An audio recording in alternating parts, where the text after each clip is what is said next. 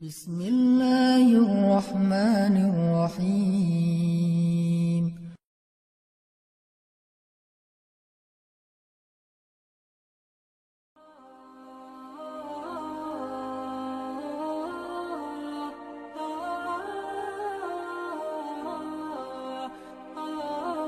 Qala atastabdiluna alladhi huwa adna billadhi huwa khair. Apakah kalian meminta untuk menukar sesuatu yang buruk dengan sesuatu yang lebih baik? Maksudnya apa? Kenapa kalian ingin dibayar oleh Allah dengan dunia ketika kalian beriman? Kalau Bani Israel itu kalau beriman hitung-hitungan banget. Habis beriman harus rezekinya berlimpah. Habis beriman harus terbebas dari segala masalah. Habis beriman harus dimanjain banget dunianya. Itu pola pikir Bani Israel. Sedangkan para nabi dan orang-orang yang beriman gak kayak gitu cara berpikirnya. Setelah beriman Allah uji, maka mereka mengatakan, ini untuk melihat apakah saya jujur dalam iman atau munafik. Seperti kata Bilal, ketika Bilal beriman, dengan qadarullah dia ketahuan imannya oleh tuannya Umayyah bin Khalaf, lalu disiksa oleh Umayyah bin Khalaf. Setelah disiksa berhari-hari, Umayyah ngomong gini, Bilal, mana Tuhan kamu? Coba lihat tuh, kamu disiksa-siksa, Tuhan kamu gak pernah ngebelain kamu, Muhammad juga gak pernah ngebelain kamu, jadi kamu tuh sebetulnya kasihan tinggal sendiri, nggak pernah dibelain oleh siapa-siapa. Kalau nggak saya nyelamatin kamu, kamu akan celaka wahai Bilal. Apa kata Bilal? Ya Umayyah, udah nggak bilang lagi Tuhan, dia mah udah beriman, nggak ngomong lagi Tuhan, nggak ngomong lagi gitu. Kalau saya diuji atau disiksa karena keimanan saya, itu berarti Allah ingin melihat kesabaran saya. Maka kalian akan melihat sabar saya lebih kuat daripada sabarnya orang Arab. Karena orang Arab Mekah itu terkenal dengan keteguhan dan kesabarannya. Saya akan lebih sabar daripada laki-laki Arab dan akan lebih kuat daripada gunung Uhud. Bilal tahu itu. Jadi bukan, ya juga ya Umayyah, udah deh balik lagi aja kayak dulu. Enggak, Bilal mah gak ngomong kayak gitu. Kan orang suka pundung gitu ya. Pundung fisabilillah. Baru hijrah, Allah kasih ujian pundung. Aduh, sama aja udah hijrah nggak hijrah tetap aja nggak bisa dapat jodoh. Gitu kan. Akhirnya udahlah sekalian kayak dulu aja.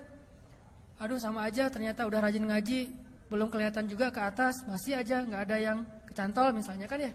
Aduh udah rajin udah pindah kerjaan, tetap aja belum dapat kerjaan yang lebih baik. Kata Allah, wa may yattaqillah yaj'al lahu makhraja. Mana?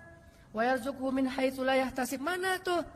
Jawabannya Allah berikan itu setelah Allah lihat kesabaran kita.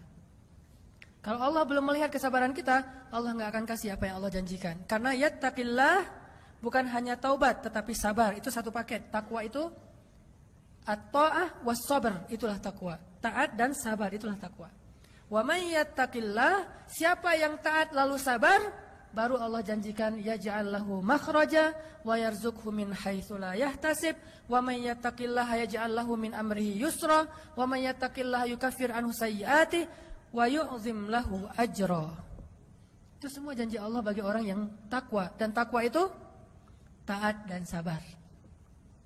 Kalau taat doang tapi gak sabar, pundung tadi, maka Allah tidak punya janji apapun dengan dia. Ini logika yang dipakai oleh Allah, hitung-hitungan matematikanya Allah subhanahu wa ta'ala, sehingga kita tidak kecewa. Coba teman-teman buka surat As-Saffat surat 37.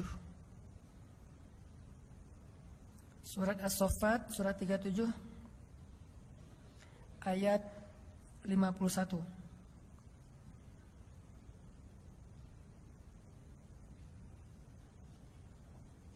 Atau 50 deh. Surat 37 ayat 50. Ini saya bacain dulu ya. Nanti setelah itu kita renungkan. Bismillahirrahmanirrahim. Fa'aqbala ba'duhum 'ala ba'dhin yatasaalun. Qala qailun minhum inni kana li qarin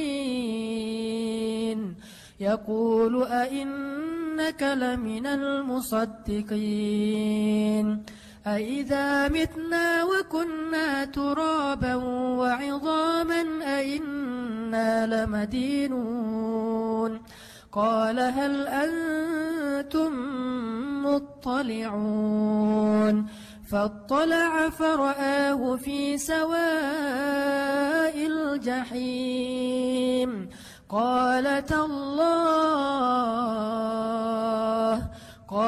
تالله إن كدت لتردين ولولا نعمة ربي لكنت من المحضرين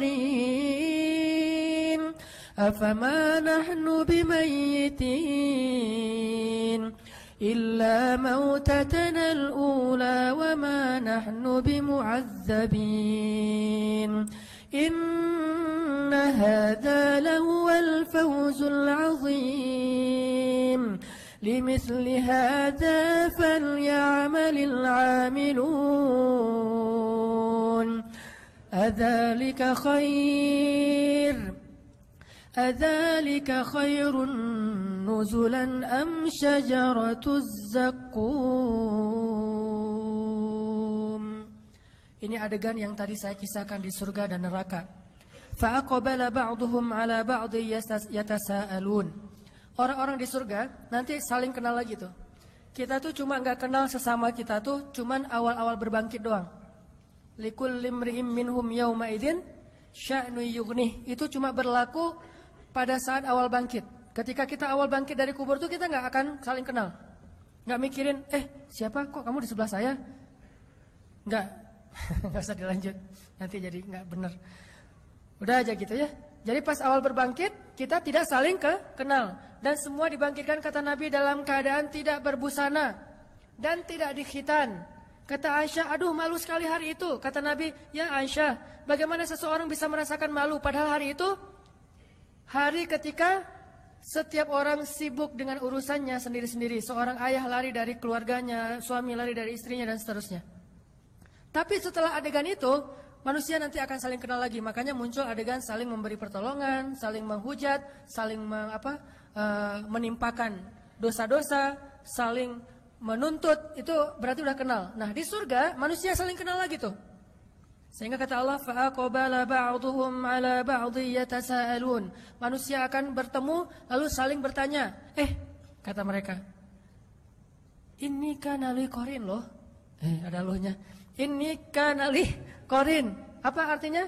Dulu saya tuh punya teman loh, kata dia. Ini kata dia sama orang yang penduduk surga.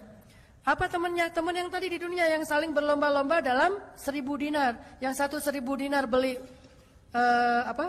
istana, yang satu lagi 1.000 dinar beli istana di surga. Yang satu 1.000 dinar nikah di dunia, yang satu lagi nikah di surga. Yang satu lagi 2.000 dinar beli kebun di dunia, yang satu lagi 2.000 dinar beli di surga. Qarinun, teman dekat saya ketika di dunia. Yaqulu ainnaka laminal musaddiqin. Apakah kamu sungguh-sungguh termasuk orang yang membenarkan hari berbangkit dan seterusnya sampai kalimat qala hal antum muttali'un. Berkatalah pula ia, maukah kamu meninjau temanku itu? Kata dia kepada siapa? Kata dia kepada malaikat. Malaikat, tolong cariin dong teman saya yang ini. Oh, ini mah nggak ada di daftar surga. Dia mah di neraka.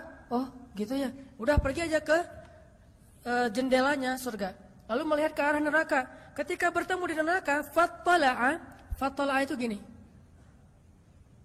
Jadi ittala'a itu ngelihat itu kayak melongo gitu. Kan surga di tempat yang tinggi, neraka di tempat yang rendah, yang dalam. Dari surga dia ngelihat ke bawah, ke neraka. Fattala'a, ayat berapa tuh? 55. Fattala'a fara'ahu fi sawa'il jahim. Lalu dia lihatlah saudara atau temannya itu di dalam neraka yang sangat panas menyala-nyala. Dan melihatnya itu nggak pakai teropong segala macam. Aduh nggak kelihatan, saya minusnya udah ini. Ada ini nggak optik nggak di sini? Cari di neraka nggak ada. Ngelihat langsung penglihatan orang-orang di surga itu basirah, sangat bening, jelas sehingga bisa melihat ke dalam neraka. Ternyata temannya ada di sawa'il jahim. Sawa'il jahim itu kata ulama di dasar neraka. Qala, berkatalah orang yang di surga ini, tallah, demi Allah, in kita laturdin, hampir saja kamu mencelakakan saya. Apa maksudnya? Coba kalau dulu saya dengerin nasihat kamu, pasti nasib saya sama dengan kamu sekarang di neraka gitu. Coba kalau dulu saya ngikutin nasihat kamu, saran dari kamu, pasti saya sekarang sama-sama tersiksa. Qala tallahi in kitta laturdin walaula ni'matu rabbi lakuntu minal muhdharin. Kalau bukan karena nikmat Allah yaitu hidayah yang membolak-balikan hati, saya pasti akan termasuk di antara orang-orang yang disiksa. Itu dialog antara penduduk surga dengan penduduk neraka di akhirat. Makanya dialog ini harus jadi motivasi kita, bukan menuduh orang neraka, enggak. Ada teman kita yang belum hijrah, ntar kita dialog ya. Enggak usah gitu, itu mah sombong. Baru ngelihat teman kita yang misalnya masih mabuk gitu ya. Kita dialog ya. Aku mah di atas, kamu di bawah. Maksud lo apa? Kamu di neraka, saya di surga. Nanti lihat kita, lo baca aja di surat As-Saffat. Saya yang akan ngomong kayak gitu ke kamu. Nggak boleh kayak gitu. No judgment ya, nggak boleh menghakimi orang lain. Cuman ini bukan untuk menghakimi orang lain, tapi untuk memotivasi diri kita. Beda ya. Bukan untuk menghakimi orang lain, tapi untuk memotivasi diri kita. Karena bisa jadi orang yang tadi kita hakimi ternyata sama-sama di surga. Kita sama-sama di surga, kata dia. Nggak ada dialog yang seperti kamu gambarin. Oh gitu ya, nggak jadi dialognya. Nggak jadi, soalnya saya udah hijrah juga misalnya. Dialognya jadi fa'aqbala ba'dhum ala ba'dhin yatasaalun. Dialognya tuh di ayat yang tadi pertama, saling sama-sama di surga. Kalau di Al-Waqiah, yatufu alaihim wildanun mukhalladun bi aqwabi wa abariqa wa ka'sim min ma'in la yusaddauna anha wa la yunzafun. Jadi nanti mereka lagi ngobrol gitu ya, terus lewat pelayan-pelayan anak muda yang mukhalladun, yang kekal, bawa ka'sin, gelas-gelas bening dari permata dan menuangkan khamar. Jadi kita minumnya di surga itu khamar, tapi khamar berkualitas tinggi. Yang kalau di dunia mungkin tidak ada nilai yang sanggup membayar khamar itu. Satu tetesnya aja lebih mahal daripada dunia dan seisinya. Sedangkan khamar di dunia, kadang kita ada khamar yang di beberapa kafe itu satu gelasnya atau satu botolnya 5 juta. Saya pas ngelihat harganya, wah 5 juta, mending saya kredit motor nih. Namanya juga orang pas-pasan. Orang 5 juta itu untuk minum doang tuh. Kita 5 juta lumayan bisa modal usaha. Di dunia aja khamar bisa 5 juta satu botol. Di akhirat satu tetesnya lebih mahal daripada dunia dan seisinya. La yusaddauna anha wa la yunzifun. Tidak akan mabuk orang yang meminum minuman itu. Minum sesukanya, lezatnya lebih lezat tetapi tidak akan menghilangkan pikiran atau akal mereka. Jadi kita tos, gimana dulu di dunia? Wah, kenapa kamu mabuk gitu? Ternyata dia bawa dari gitu ya, nggak boleh ya, nggak boleh Pak. Saking ada sahabat yang kayak gitu, ada mau mati aja bawa khamar, bukan ke surga bawa khamar ya, mau mati aja bawa khamar. Siapa dia? Seorang sahabat Nabi yang udah hijrah tapi nggak bisa berhenti minum. Cuma itu doang yang dia belum bisa hijrah, yang lain udah hijrah. Sehingga dia berdoa, dia bilang ke anak-anaknya, wahai anak-anakku, kalau ayah nanti meninggal, kuburkanlah ayah di bawah pohon anggur.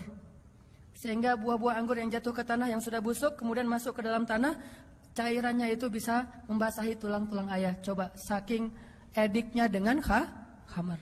Sampai meninggalnya aja pengen di bawah pohon anggur. Itu artinya bawa khamar ke akhirat. Dia mau meninggal aja bawa anggur tuh. Nah, ternyata nggak ada itu di surga. Nggak ada orang minum khamar. Loh kok mabuk ya? Perasaan di surga nggak ada yang mabuk deh. Nih jangan-jangan mereknya apa nih? Nggak ada ya di surga maya. Semuanya lurus.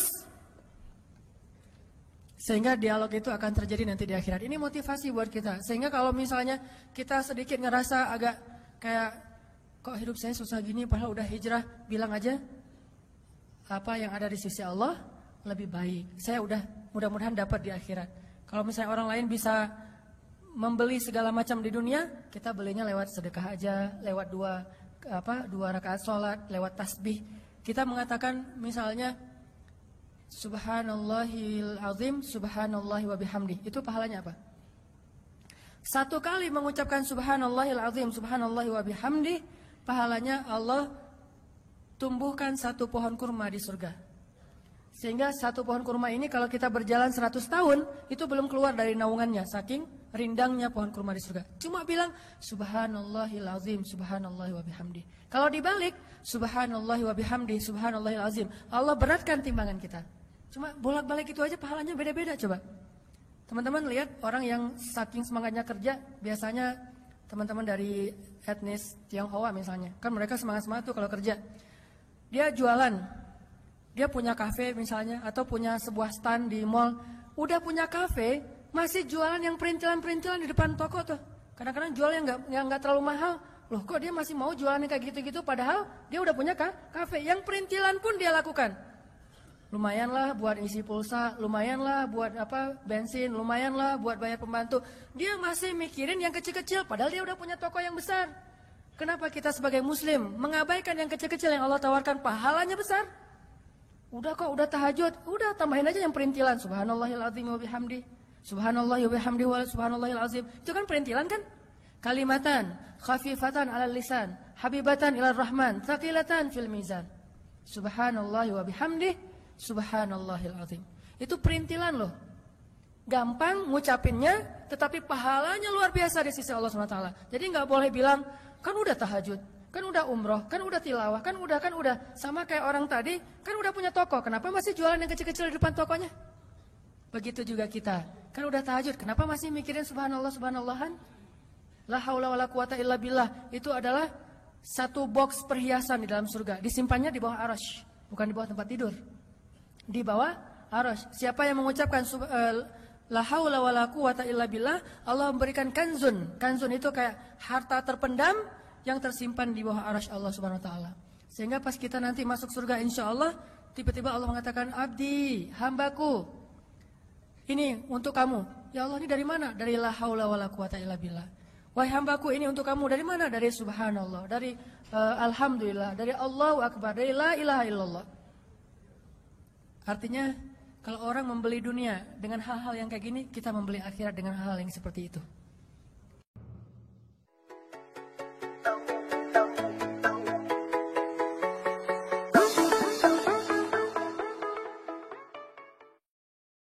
Bismillahirrahmanirrahim.